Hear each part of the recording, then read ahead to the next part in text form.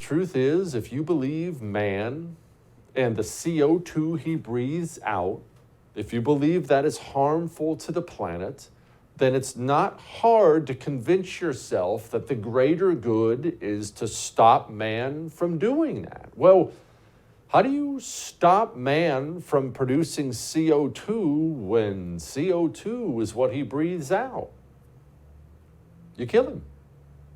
There's not a second way to do it. I mean, we're going to talk about a lot of things, about vehicles and the military going green and all the other insane parts to this climate change death cult. But really the truth comes down to this. Man is CO2. And so you've got to kill him if you want to save the planet. Everything comes down to stopping you from doing what? Breathing. That's what they want.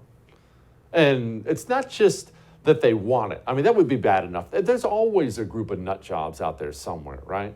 There's always a little cult here, a little terrorist group here, a little group here. It would be one thing if these people, these climate change nutters who believe man is poisoning the earth, it'd be one thing if there was some little fringe group in Yemen or something somewhere.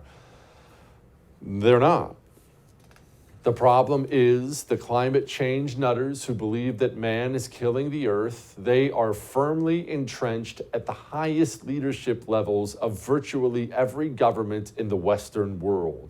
I mean, we're talking about America here mainly right now, so let's just focus on that for a moment. I want you to pause, and I want you to think about how many different places you have to hear about environmental friendly, going green, climate change.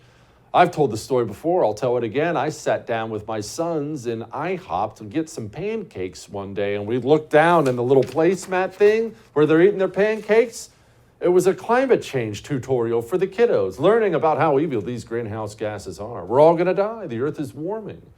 This has become something that is firmly rooted and entrenched in every single one of our cultural pillars in this country.